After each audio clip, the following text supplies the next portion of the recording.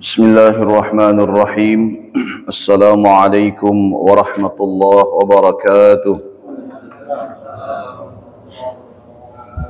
Nawaitu at-ta'alluma wa ta'lim wal ifadata wal istifada wa tadhakkura wa tadhkir wal naf'a wal intifa' wal hatha 'ala tamassuki bi kitabillah wa sunnati rasulillah wad dilalata 'ala al-huda wad du'a 'ala al-khair. Allahumma salli 'ala sayyidina Muhammad al-Fatih lima ughliq wal khatim lima sabaq. ناصر الحق بالحق الهادي إلى صراطك المستقيم وعلى آله وصحبه حق قدره ومقداره العظيم. سبحانك لا علم لنا إلا ما علمتنا إنك أنت العليم الحكيم. رب اشرح لي صدري ويسر لي أمري واحلل عقدة من لساني يفقه قولي. وصلى الله على سيدنا محمد وعلى آله وصحبه وسلم والحمد لله رب العالمين. الحمد لله رب العالمين وبه نستعين على أمور الدنيا والدين. Wassalatu wassalamu ala ashrafil anbiya wal mursalin sayyidina Muhammadin wa ala alihi wa sahbihi ajma'in. Qala al-musannif rahimahullah wa nafa'ana wa bi'ulumihi fid darain ila an qala al-hadith ar-rabi' marahilul khalqi an Abi Abdurrahman Abdullah bin Mas'ud radhiyallahu ta'ala anhu qala haddathana Rasulullah sallallahu alaihi wasallam wa huwa as-sadiqul masduq. إن أحدكم يجمع خلقه في بطن أمه 40 يوما نطفة ثم يكون علقة مثل ذلك ثم يكون مضغة مثل ذلك ثم يرسل إليه الملك فينفخ فيه الروح ويؤمر بأربع كلمات بكتب رزقه وأجله وعمله وشقي أم سعيد ووالذي لا إله غيره إن أحدكم ليعمل بعمل أهل الجنة حتى ما يكون بينه وبينها إلا ذراع فيسبق عليه الكتاب فيعمل بعمل أهل النار فيدخلها وإن أحدكم ليعمل بعمل أهل النار حتى ما يكون بينه وبينها إلا ذراع فيسبق عليه الكتاب فيعمل بعمل أهل الجنة فيدخلها رواه البخاري ومسلم. Kita masih membahas hadis yang keempat tentang maratibul khalqi, bagaimana proses penciptaan manusia dari awal sampai manusia itu wafat. Maka dalam hal ini Nabi SAW menyampaikan sebuah informasi yang sangat penting. Bagaimana semua urusan manusia ini berada di dalam kekuasaan Allah. Sampai untuk menentukan wafatnya manusia itu adalah merupakan ketentuan Allah.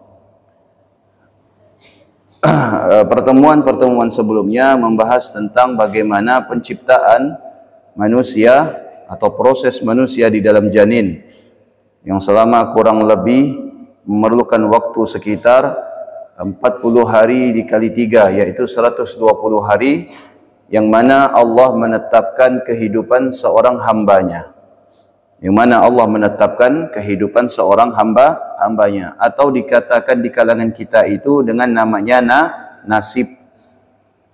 Nah, dalam hal ini tidak ada yang mustahil bagi Allah. Bahkan manusia bisa mengetahui, ya, seorang anak belum lahir ke dunia ini, orang sudah mengetahui jenis kelaminnya. Apakah berarti manusia ini melampaui ketentuan Allah? Tidak.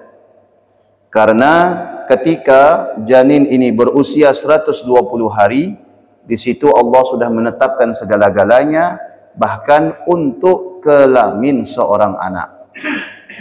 Makanya melalui alat yang sangat canggih, seorang dokter, dokter kandungan ya, dokter kandungan itu bisa mengetahui jenis kelamin anak, tetapi mereka tidak bisa mengetahui dalam waktu 120 hari. Setelah beberapa bulan baru diketahui. Biasanya 4 bulan ke atas. Betul tidak?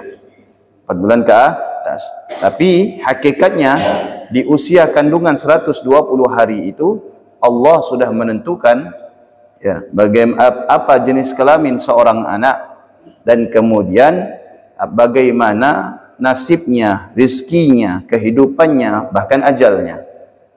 Mungkin saya sudah pernah bercerita tentang Syekh Abdul Qadir Jailani.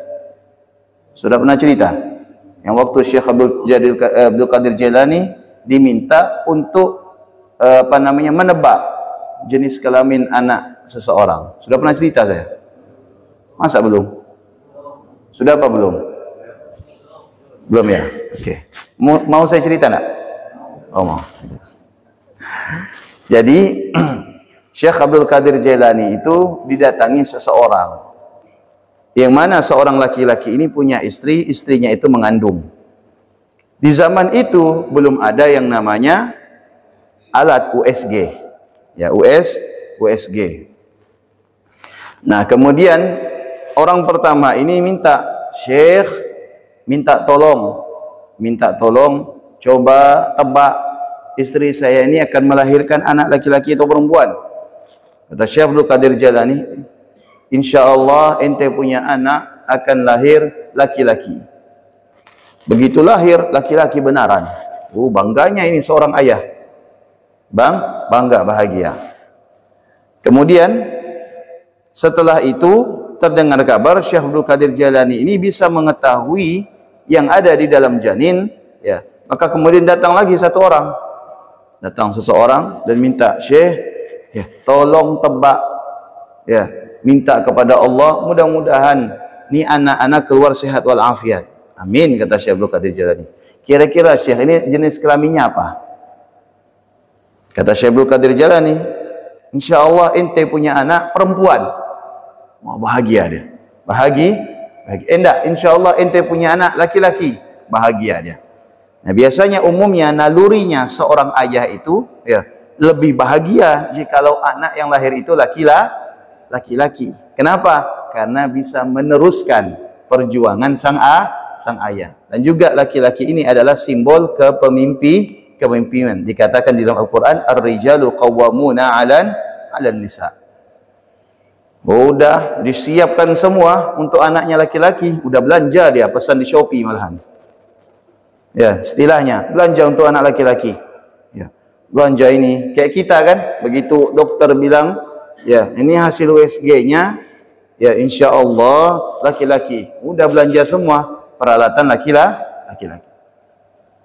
Begitu lahir, ternyata yang lahir adalah perempuan. Yang lahir adalah perempuan. Maka kemudian ketika dia mengetahui istrinya melahirkan anak perempuan, di situ dia merasa kecewa. Kecewa. Datang dia kepada Syekh Abdul Qadir Al-Jailani. Syekh, ini anak-anak sudah lahir. Alhamdulillah sehat walafiat. Alhamdulillah, kata Syekh. Ibunya juga selamat. Alhamdulillah. Tapi sayang Syekh, kenapa? Anak saya yang lahir ini perempuan, sedangkan kemarin kau bilang anak saya yang lahir ini laki-laki. Syekh Abdul Qadir Jailani kemudian diam. Tidak lama Syekh Abdul Qadir Jailani bilang, Pak, waktu Bapak minta kepada saya, waktu itu saya melihat di suratan takdir Lauhul Mahfuz tertulis anak Bapak yang akan lahir itu laki-laki. Ini karomahnya Syekh Abdul Qadir Jailani. Karomahnya Syekh Abdul Qadir Jailani, makanya dikatakan Sultanul Aulia, pemimpinnya para wali. Saya lihat di Lauhul Mahfuz, anak Bapak itu yang akan lahir tertulis kelaminnya itu laki-laki. Kenapa bisa berubah jadi perempuan, Syekh? Apa kata Syekh Abdul Qadir Jailani? Pak, saya ini Abdul Qadir, hambanya yang maha kuasa, bukan yang berkuasa atas segala sesuatu. Sebelumnya saya melihat takdir anak Bapak itu adalah laki-laki, tetapi ilmu Allah maha luas. Bisa jadi Allah ingin menegur saya bahwasanya apa yang saya miliki ini tidak akan bisa mengubah ketentuan Allah hingga akhirnya Allah menjadikan anak Bapak perempuan. Saya ini adalah Abdul Qadir, tidak ada apa-apanya dibanding Sang Maha Al-Qadir, yaitu Allah Subhanahu wa Ta'ala. Nah, di sini kata para ulama menyimpulkan cerita ini bahwasanya kita ini bisa saja berusaha untuk menjadikan hidup kita ini sesuai dengan keinginan kita. Tapi ingat, kita tidak akan bisa melampaui yang namanya ketentuan Allah. Bagaimanapun kita ingin hidup bahagia, kita tidak akan lepas dengan yang namanya musibah. Karena Allah sudah menetapkan di dalam hadis ini, asyaqiyun am sa'idun, Ketika manusia usia 120 hari di dalam kandungan ibunya, Allah sudah menetapkan kapan dia itu bahagia, kapan dia itu sengsara. Sebahagia-bahagianya seorang manusia, pasti dia akan mendapatkan musibah, betul tidak? Sesengsara-sengsaranya seorang manusia, pasti ada waktunya dia itu bahagia. Ini semua sudah ketentuan Allah Subhanahu wa taala. Maka di sini bagaimana Nabi SAW mengabarkan kepada kita ada dua jenis orang yang dikatakan oleh Nabi SAW, fawalladzi la ilaha ghairu. Nabi SAW bahkan bersumpah Nabi SAW. Apa kata Nabi? Fawalladzi la ilaha ghairu, demi Allah yang tidak ada Tuhan kecuali Allah, inna ahadakum li'amal bi'amali ahli jannah, sesungguhnya ada di antara salah seorang kalian yang mana di sepanjang hidupnya itu mengerjakan pekerjaan ahli surga. Dia rajin solat, dia rajin puasa, dia ahli sedekah, dia pernah haji, dia ahli i'tikaf, dia baca Quran. Pekerjaannya, amalnya adalah amalan ahli surga. Hatta ma yakunu bainahu wa bainaha illa dhira', sampai amalnya tadi menjadikan posisi orang ini dengan surga itu semakin dekat. Istilahnya jaraknya antara dia dengan surga itu adalah satu dhira'. Satu dhira' itu kurang lebih 46 cm. 46 cm. Berarti tidak sampai 1 meter. Betul? Tidak sampai 1 meter. Ini hanya istilah, saking dekatnya.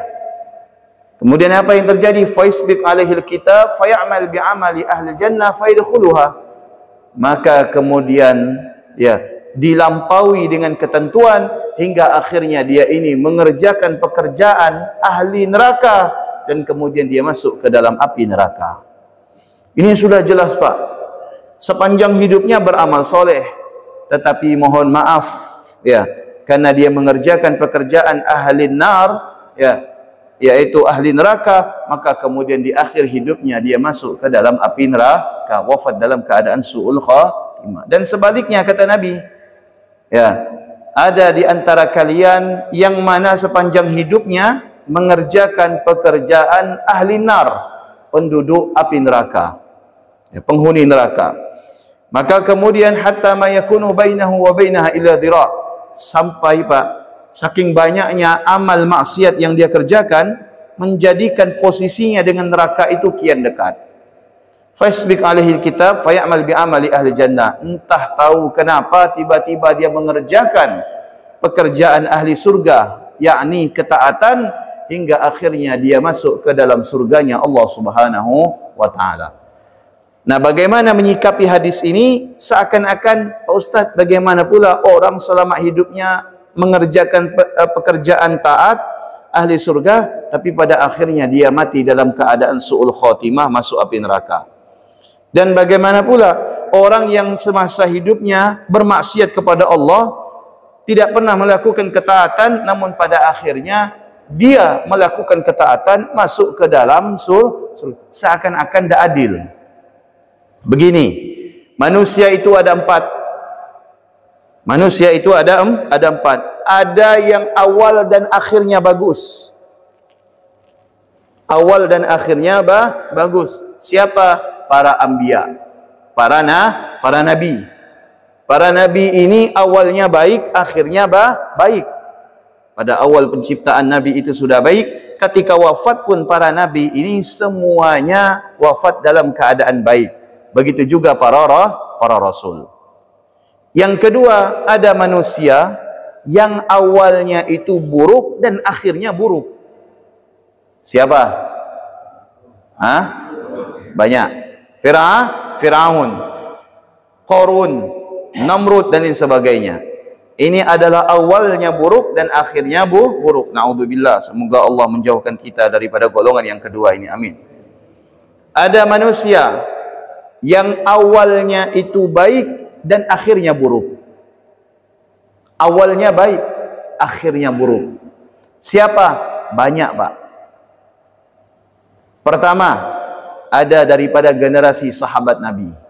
Tapi ketika wafat dalam keadaan su'ul khotimah, dia sudah tidak dikategorikan sahabat. Karena definisi sahabat Nabi, mata ala imani, wafat dalam keadaan iman. Siapa? Rajal bin Unfuah. Orang yang menghafal Quran di depan Nabi, menyaksikan Nabi menerima wahyu, mengetahui di mana turunnya wahyu kepada Nabi, mengetahui kenapa turunnya wahyu ini, sebab terjadinya wahyu ini. Baca Quran langsung depan Nabi. Wafat Nabi, apa yang terjadi? Muncul Musailamah Al-Kadzab. Sayyidina Abu Bakar mengirim Rajal bin Unfuah, orang yang ahli Quran, untuk mendakwahi Musailamah Al-Kadzab agar Musailamah Al-Kadzab ini bertaubat supaya tidak ngaku sebagai nabi. Pada akhirnya Rajal bin Unfuah pergi sebagai delegasi. Ketika sampai di kerajaan Musailamah Al-Kadzab, ternyata dia menjadi pengikut setia dan menjadi pendampingnya Musailamah Al-Kadzab, bahkan wafat dalam keadaan mempercayai Musailamah Al-Kadzab sebagai nabi. Ada yang menjamin? Tidak ada yang menjamin. Yang kedua, diceritakan di dalam tafsir Al-Qurtubi, ada salah seorang muadzin, seorang adzan, Pak, di daerah Syam. Kerjaannya setiap hari adzan. Pekerjaannya setiap hari adzan. Pekerjaannya setiap hari adzan. Adzan dahulu dengan adzan zaman sekarang beda. Adzan dahulu dia harus naik ke mana? Menara, supaya suaranya terdengar oleh orang-orang sekitar. Begitu dia muadzan, dia melihat seorang wanita Persia lewat. Dilihatnya, oh cantik betul ni perempuan. Hidungnya mancung, matanya coklat, rambutnya bergelombang, putih tinggi semampai, dan yang sebagainya. Ya. Terbesit di dalam dirinya, naksir, suka. Apa dia bilang? Selepas saya adzan, saya akan mendatangi perempuan ini. Di mana dia tinggal? Adzan dia. Allahu Akbar, Allahu Akbar, la ilaha illallah. Turun. Dia datangi perempuan itu. Dia tanya, udah nikah belum? Kata perempuan, belum bang. Mau tidak nikah sama saya? Apa kata perempuan? Maaf bang, saya ini seorang Nasrani. Saya ini seorang Nasrani. Sementara abang seorang Muslim. Kalau abang mau dengan saya, ya abang harus ngalah, ikut agama saya. Dia fikir nih Pak, oh gampang. Saya masuk dulu ke agamanya, tidak lama saya masuk ke dalam agama Islam. Saya ajak perempuan ini masuk ke dalam agama Islam. Dia tidak tahu kalau hidayah ini siapa yang menjamin. Kalau iman ini siapa yang menjamin. Tidak ada yang bisa memberikan garansi iman dan hidayah. Akhirnya sudah. Dia masuk ke dalam agama Nasrani. Diadakan hajatan, pernikahan antara dirinya dengan perempuan tersebut dengan cara Nasrani. Maka ketika malam pertama, perempuan ini nunggu di kamar. Sang laki-laki ini akan datang ke kamarnya. Acara di bawah, kamar di atas. Laki-laki ini akan naik ke kamar untuk menikmati malam pertama dengan perempuan Nasrani. Belum sampai tangga keberapa, dia jatuh meninggal. Meninggal. Mati dalam keadaan apa? Bukan mati dalam keadaan su'ul khotimah lagi, mati dalam keadaan kafir. Mati dalam keadaan kafir. Juga diceritakan di sini, ya. Juga diceritakan di sini dalam kitab ini. Waqala anna rajulan dakhala biladir Rum fara'a jariyah. Ada seorang laki-laki masuk ke tanah Romawi, daerah Romawi. Maka kemudian melihat seorang wanita.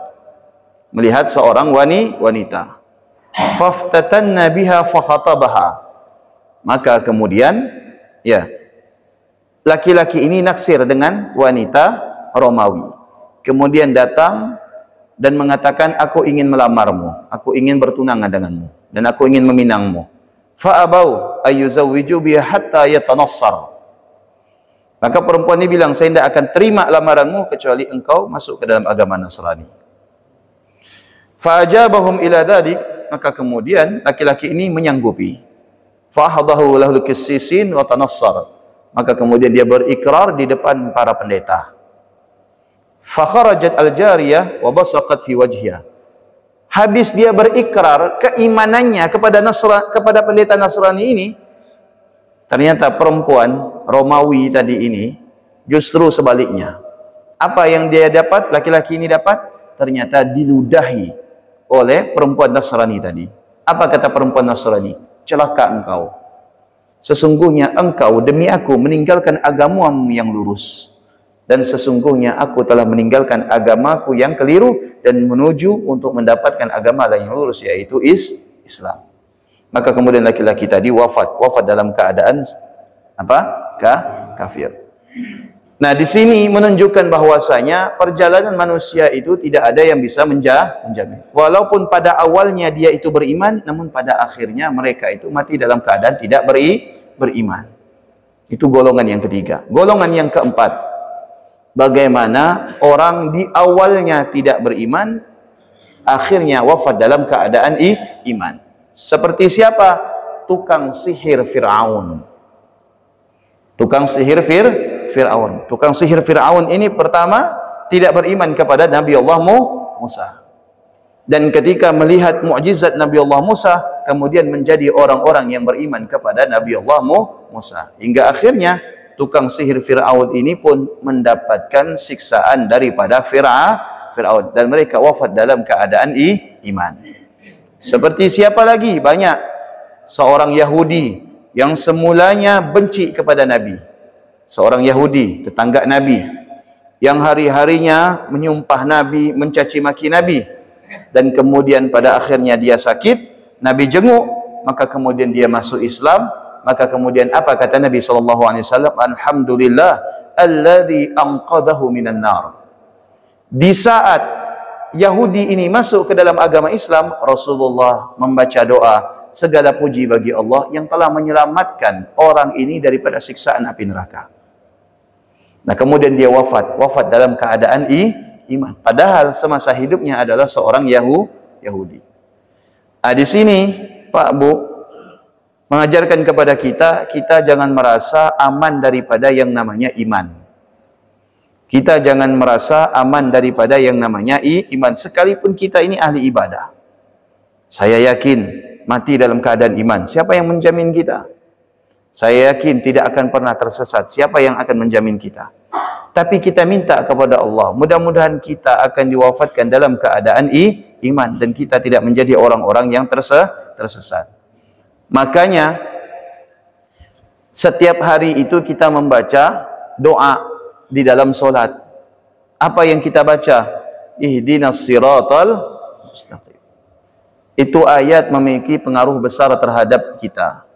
Apa artinya? Ya Allah, berikan kami ke jalan yang lurus, petunjuk ke jalan yang lurus. Padahal kita lagi solat. Solat ini sudah jelas, pasti petunjuk yang lurus, jalan yang lurus. Kenapa di dalam solat pun kita masih berharap petunjuk dari Allah? Karena tidak ada yang menjamin selepas solat ini kita masih beriman kepada Allah atau tidak. Makanya kita dianjurkan, sangat dianjurkan untuk memohon kepada Allah agar senantiasa diberikan bimbingan dan petunjuk ke jalan yang lurus. Supaya apa? Supaya kita semua diwafatkan oleh Allah dalam keadaan iman. Sebaik apapun kita, sebagus apapun kita, setaat apapun kita, tidak ada yang bisa menjamin kita wafat dalam keadaan iman. Tapi setidaknya ada amalan yang menjadikan kita ini memiliki dua sikap. Yang pertama adalah kita harus memiliki sikap takut, khauf. Yang kedua adalah kita harus memiliki sifat ar-raja, berharap. Pertama, ahli taat, sebagaimana yang dikatakan oleh Al-Imam Ibn Athaillah As-Sakandari, ahli taat ini harus memiliki sifat khauf kepada Allah. Walaupun dia ahli ibadah, ahli puasa, ahli solat, ahli zikir, ahli baca Quran dan sebagainya, dia harus memiliki rasa kekhawatiran. Apa rasa kekhawatiran? Khawatir saya wafat dalam keadaan su'ul khotimah, walaupun saya ini ahli taat. Sehingga dikatakan pernah suatu kali ada ulama ini punya burung. Ulama ini punya burung beo. Ini burung Pak bisa mengucapkan la ilaha illallah. Itu burung beo kan sebagian bisa bicara. Ada yang bisa mengucapkan Assalamualaikum, ada yang bisa mengucapkan Allah, ada yang bisa mengucapkan Nabi Muhammad dan sebagainya. Ini burung beo Pak, bisa mengucapkan kalimat la ilaha illallah. Hingga akhirnya burung beo ini mati di depan tuannya, tapi tak mengucapkan la ilaha illallah. Ini si tuan ini menangis sekuat-kuatnya. Ditanya oleh istrinya, wahai suami, kalau seekor burung beo mati membuat engkau menangis berhari-hari, akan saya belikan beo-beo yang lain supaya engkau tidak menangis. Apa kata suaminya? Yang kebetulan suaminya ini adalah orang soleh. Kata suaminya, wahai istriku, yang membuat saya menangis bukan karena kehilangan beo ini. Yang membuat saya menangis adalah keadaan saya. Beo ini bisa mengucapkan kalimah la ilaha illallah, tapi matinya tidak mengucapkan kalimah la ilaha illallah. Apakah saya bisa, ada yang menjamin setiap hari mengucapkan kalimah la ilaha illallah, tapi saya mati dalam keadaan kalimah la ilaha illallah? Yang kedua, ada salah seorang ulama punya seekor lembu. Lembunya ini dipelihara dari kecil sampai besar, gemuk, sehat. Begitu mau dijadikan santapan konsumsi, ternyata lembu ini meninggal sebelum disembelih. Nangis ini gurunya. Sang murid kemudian berkata kepada guru, wahai guru, kalau yang mati ini adalah seekor lembu, maka kami akan ganti dengan 10 ekor lembu. Apa kata gurunya? Saya tidak menangisi kehilangan seekor lembu saya yang saya pelihara dari kecil. Yang saya tangisi adalah keadaannya. Kenapa demikian? Kata gurunya, dari kecil saya rawat sampai besar. Saya ingin lembu ini saya santap bersama kalian. Ternyata Allah ambil tanpa melalui penyembelihan secara syariat. Artinya mati sebagai bangkai. Kan matinya bangkai, betul tak? Mati tanpa sembelih. Saya ini ibadah dari kecil sampai besar. Saya berharap ibadah saya menghantarkan saya masuk ke dalam surga. Tapi saya khawatir justru ibadah saya ini tidak menjamin saya mati dalam keadaan husnul khotimah hingga akhirnya saya masuk ke dalam api neraka. Ada salah seorang sahabat Nabi SAW. Sahabat Nabi ini baru masuk Islam. Dia ikrarkan dirinya kepada Nabi, wahai Nabi, saya ingin masuk Islam. Kata Rasulullah, ucapkan syahadat. Dia ucapkan syahadat. Selepas itu dia tanya kepada Nabi, wahai Rasul, sekarang apa yang saya harus lakukan? Apakah solat? Belum, kata Nabi. Belum masuk waktu solat. Puasa? Belum, Ramadan masih jauh. Apa yang saya lakukan, wahai Rasul? Ikut jihad. Karena sekarang kita harus jihad. Baik. Izin dia ke istrinya, ke orang tuanya, pergi jihad. Sampai di medan jihad, dia meninggal. Maka kemudian Rasulullah ketika melihat jenazahnya, Rasulullah berpaling. Kata sahabat, selepas jenazah ini dikuburkan, ya Rasulullah, kenapa engkau berpaling? Apakah disebabkan jenazah ini semasa hidupnya tidak pernah beramal soleh, tidak sempat sholat, tidak sempat puasa, kemudian dia meninggal? Kata Nabi, bukan itu. Kata Nabi, tadi ketika dia meninggal, malaikat-malaikat itu semuanya turun menyambut jenazahnya. Ketika menyambut jenazah ini, ternyata para bidadari juga turun dari surga. Turunnya bidadari, saya melihat salah satu bidadari kakinya itu tersingkap. Maka kemudian saya berpaling. Di sini menunjukkan kata para ulama, belum sempat dahinya dipakai sujud. Belum sempat anggota tubuhnya dipakai untuk beribadah, puasa dan sebagainya. Tapi wafat. Kemudian apa yang terjadi? Wafat dalam keadaan husnul khatimah. Bagaimana malaikat menjadi rebutan para malaikat Allah Subhanahu wa taala untuk mengurusi jenazah ini. Kan tadi tidak dimandikan. Karena wafatnya dalam keadaan syahid, tidak boleh dimandikan. Kemudian kata Nabi, yang memandikannya adalah malaikat, yang mengkafankannya adalah malaikat, yang mengantarkan ke dalam surga adalah malaikat. Nah, berkaitan dengan hadis tadi, bagaimana Rasulullah memberikan nasihat kepada kita bahwasanya sebaik-baiknya kita jangan pernah merasa aman daripada yang namanya hidayah. Senantiasa di dalam diri kita, yang dikatakan oleh Imam Ibn Athaillah As-Sakandari, harus memiliki rasa khauf, khawatir terhadap diri kita. Yang kedua, wa inna ahadakum liya'mal bi'amali ahli nar. Ada di antara kita yang melakukan amalan penghuni neraka, maksiat terus. Nah, di sini kata Imam Ibn Athaillah apa? Setidaknya setiap ahli maksiat harus memiliki sifat ar-raja, berharap kepada Allah.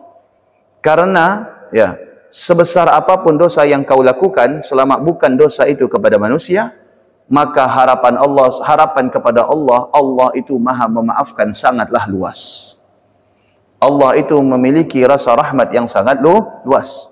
Andai kata engkau bermaksiat ya sebanyak mungkin, maka setidaknya harus ada memiliki sikap atau keyakinan ar-raja, berharap kepada Allah, semoga Allah memberikan hidayah dan semoga Allah memberikan jalan yang lurus hingga akhirnya kembali kepada jalan Allah Subhanahu wa taala. Diceritakan ada salah seorang datang kepada Nabi dan berkata, "Ya Rasulullah, sesungguhnya saya telah melakukan dosa yang sangat besar. Apakah Allah mengampuni saya?" Kata Nabi SAW, "Sebesar apa dosamu?" Kata dia, "Dosa saya sangat besar, wahai Rasul." Lalu Nabi membandingkan, besar mana dosamu dengan bulan? Lebih besar. Besar mana dosamu dengan bumi? Lebih besar. Besar mana dosamu dengan matahari? Lebih besar, wahai Rasul. Lalu bagaimana dosamu dengan dosa manusia jika dikumpulkan? Kata dia, lebih besar dosa saya. Apa kata Nabi? Lebih besar mana dosamu dengan ampunan Allah? Lalu diam. Maka kata Nabi SAW, Allahumma maghfiratuka awsa' min dunubina. Ya Allah, sesungguhnya ampunannya itu lebih besar daripada semua dosa kita. Wa rahmatuka arja indana min a'malina.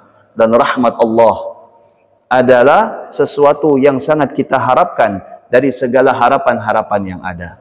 Dan dari sini kata para sahabat yang menyaksikan, sahabat tadi meyakini bahwasanya dosanya diampuni oleh Allah sebab harapannya kepada Allah yang maha luas.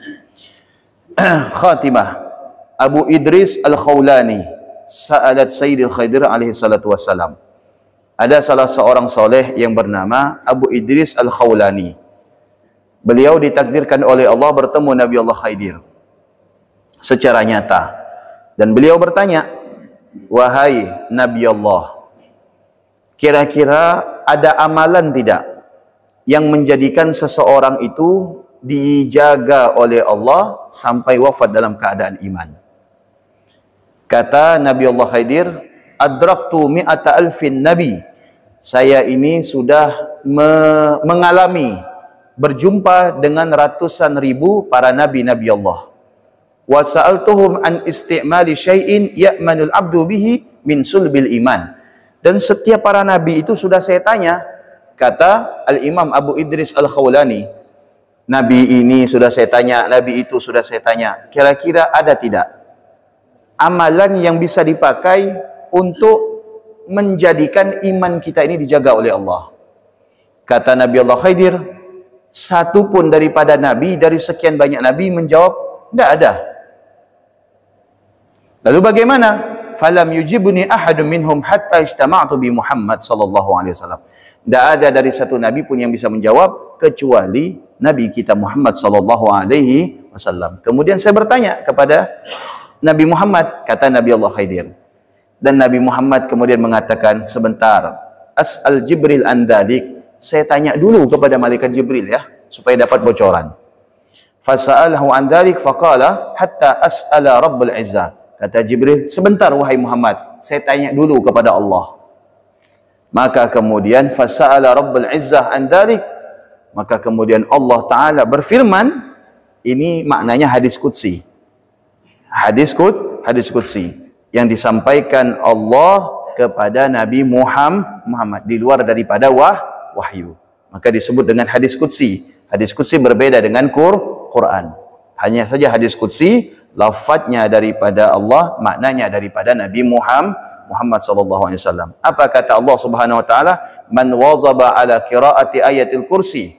Barang siapa yang merutinkan dirinya setiap habis solat membaca ayat kursi sebagaimana yang kita baca tadi, kemudian dilanjutkan dengan membaca amanar rasulu bima unzila ilaihi min rabbih wal wal mu'minun sampai selesai.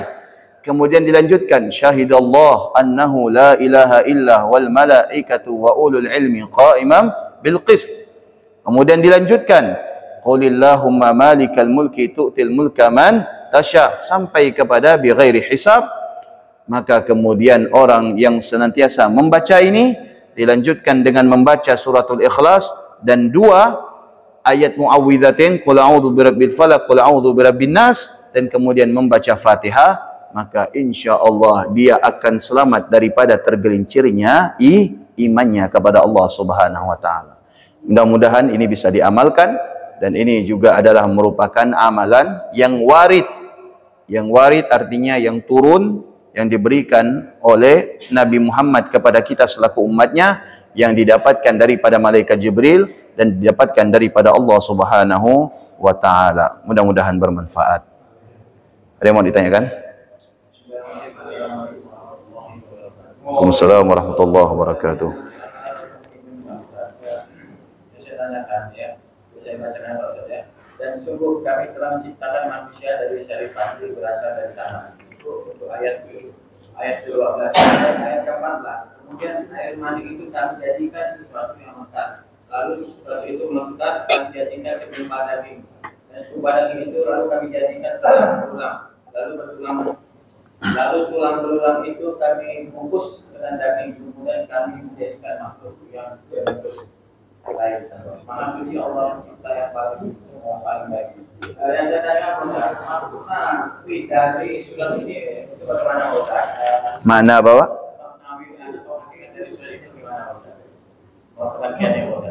Ya. Yang kedua yaitu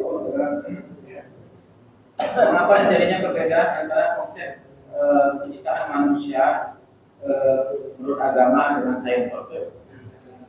Mengapa perbedaan antara penciptaan manusia dengan sains? Seperti Pak Ustaz bilang dari USG biasanya tidak tepat ya Pak Ustaz dari tafsiran manusia. Tapi kalau ini kehendak Allah punya hak, jadi manusia tidak bisa sembarangan.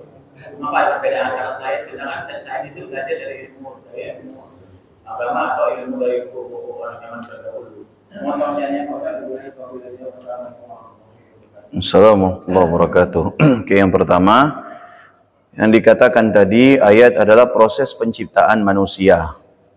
Hakikatnya proses penciptaan manusia itu satu sisi kita melihat bahwasanya berasal daripada saripati tanah. Yang kedua berasal daripada sperma. Ini seakan-akan zahirnya bertabrakan padahal tidak. Zahirnya seakan-akan bertabrakan. Pak Ustadz, kita ini terbuat dari tanah atau kita ini terbuat dari sperma? Asal muasalnya manusia itu terbuat daripada saripati tanah. Siapa? Nabi Allah Adam. Itu khalaqahu min tinin. Allah ciptakan daripada saripati tanah. Maksudnya itu adalah Nabi Allah Adam. Asalnya. Maka dikatakan asal kita ini daripada tanah. Yang kedua, kenapa kita dikatakan tercipta daripada tanah? Karena di dalam diri kita ini ada unsur tanah. Ada unsur tanah. Dan ketika kita gosok tangan kita ini, maka akan mengeluarkan unsur tanah tersebut. Sebersih apapun manusia, sebersih apapun, serawat-rawat apapun tubuh manusia ini, tetap memiliki yang namanya daki. Dan daki inilah yang merupakan asal-usul manusia yang terbuat daripada unsur tanah. Yang kedua, sperma itu adalah proses bertemunya antara sel laki-laki dan perempuan. Tidak mungkin sperma itu hanya berasal dari laki-laki tanpa ada sperma itu dari perempuan. Maka sudah bisa pasti sperma ini harus sperma laki-laki, sperma perempuan gabung barulah kemudian menjadi manusia. Siapa ya? Itu hakikatnya. Yang kedua, apa tadi pertanyaannya Pak? Oh, bertabrakan antara sains dengan ilmu Allah. Sebenarnya tidak bertabrakan. Hanya saja terkadang yang namanya sains ini ya ketika berbeda dari kenyataan, dan ini sering terjadi. Betul enggak? Di USG laki-laki ternyata yang lahir perempuan. Sering enggak terjadi seperti itu? Sering. Bahkan keluarga saya pernah ngalami. Di USG dokter laki-laki, ternyata yang lahir perempuan. Ini menunjukkan bahwasanya sehebat apapun kemampuan manusia tidak bisa mengalahkan Allah. Sehebat apapun kemampuan manusia tidak akan bisa mengalahkan ketentuan Allah. Artinya di sini Allah ingin menunjukkan bahwasanya kita jangan sampai terpaku kepada ciptaan manusia. Khawatir ketika USG ini akurat 100%, lalu kemudian kita akan berpikir bahwasanya manusia ini hebatnya itu melebihi segala-galanya. Padahal tidak. Manusia ini sehebat apapun tetap memiliki yang namanya kelemahan dan kekurangan. Allah. Dah, Pak? Oh, Ibu. Assalamualaikum.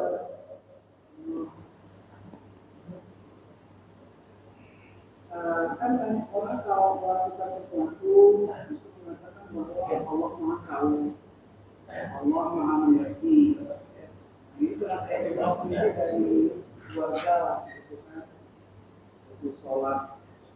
Nah, dari yang lagi sholat di masjid ya, Pak ya.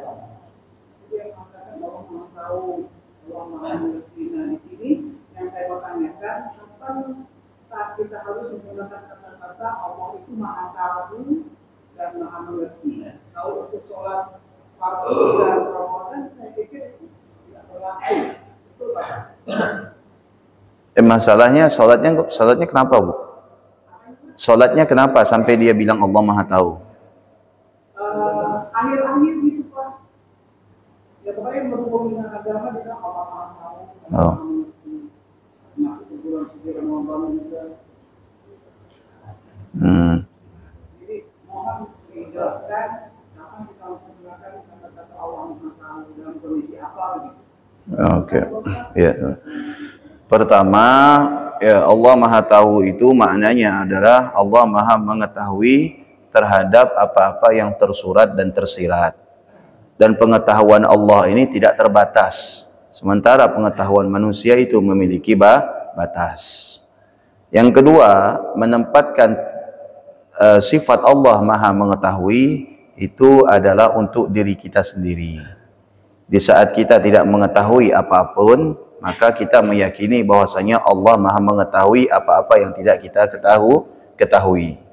Seperti contoh misalkan, apabila kita tidak mengetahui sesuatu yang berkaitan dengan manusia, kita tidak mengetahui apa yang ada di dalam niat orang lain. Yang mengetahui niat orang lain itu siapa? Allah.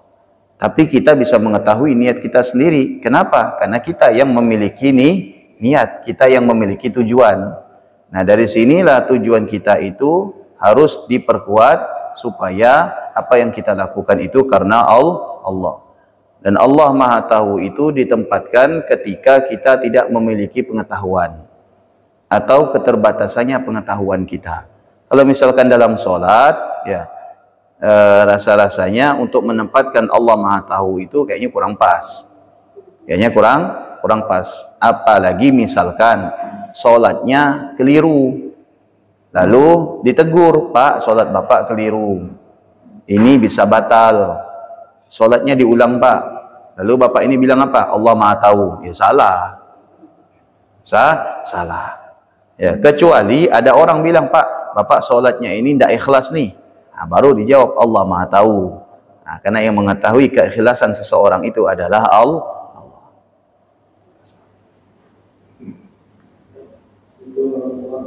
Waalaikumsalam warahmatullahi wabarakatuh. Jadi waktu lahir anak, siapa saya tahu. Ya. Iya. Iya, yang penting sehat, Pak ya. Ya, selamat. Apa, Pak? Oh, surprise ya. Iya. Iya. Ini kan lahir laki-laki. Iya. Nama perempuan Sabuan. Iya. Dan nanti akan saya pakai lagi karena saya jadi anak perempuan berikutnya dengan lahir. Itu pakai nama yang berbuat itu, saya juga nama lagi masuk. Iya. Enggak, Pak. Enggak. Pertama begini, saya juga dinasihati oleh guru saya pernah, ya, beberapa teman-teman itu istrinya belum melahirkan sudah minta nama. Nah, itu sama guru kami sebagian itu tidak diperkenankan. Tunggu anak kamu lahir, sudah jelas kelaminnya baru minta nama kepada saya. Nah, khawatirnya minta nama, anak saya laki-laki, Pak. Insya Allah kasih nama laki-laki, tak tahu lahirnya perempuan. Nah, di sini guru kita tidak mau mendahului takdir ketentuan Allah. Artinya di sini ada sebagai semacam adab kita kepada Allah. Ada adab kita kepada Allah. Maka di luar daripada itu banyak sebenarnya. Ada orang misalkan begini-begini, dia bilang, wah Yunus, saya jamin. Ente pasti saya jamin. Nah, sebenarnya ini kurang adab kepada Allah, seakan-akan dia yang menjamin. Nah, di sini apabila ada semacam kalimat yang barangkali eloklah kita sertakan. Jangan menjamin. Ya, ente usaha saja dulu, insya Allah nanti Allah berikan ketentuan yang baik. Nah, begitu juga dalam hal anak, tidak sedikit orang kecewa dengan hasil USG. Ya kan, dia sudah belanjanya sudah banyak keluar dan sebagainya, ternyata lahirnya perempuan, yang ditebak oleh USG ini laki-laki. Apa dia mau protes ke dokter? Ya tidak bisa. Dokter tidak memerintahkan untuk percaya hasil USG 100%. Nah, tapi kalau misalkan dokter bilang ini kemungkinan laki-laki, insya Allah Pak, laki-laki atau perempuan yang penting sehat, itu tidak berlebihan Pak, tidak masalah. Sudah, wallahu alam bisawab. Semoga Allah jaga iman kita, semoga kita diwafat dan dalam keadaan iman, semoga kita termasuk ahli iman, semoga kita dan keluarga serta anak cucu kita diperkuatkan imannya oleh Allah Subhanahu wa taala, diluruskan akidahnya, dan semoga kita diwafatkan dalam keadaan iman kepada Allah, dalam keadaan husnul khatimah, dan semoga Allah tidak mencabut iman kita, dan semoga Allah menguatkan iman kita, dan semoga Allah memasukkan kita ke dalam golongan ahli iman. Amin ya rabbal alamin. Bismillahirrahmanirrahim. Subhanakallahumma wa bihamdika asyhadu an la ilaha illa anta astaghfiruka wa atubu ilaik. Assalamualaikum warahmatullahi wabarakatuh.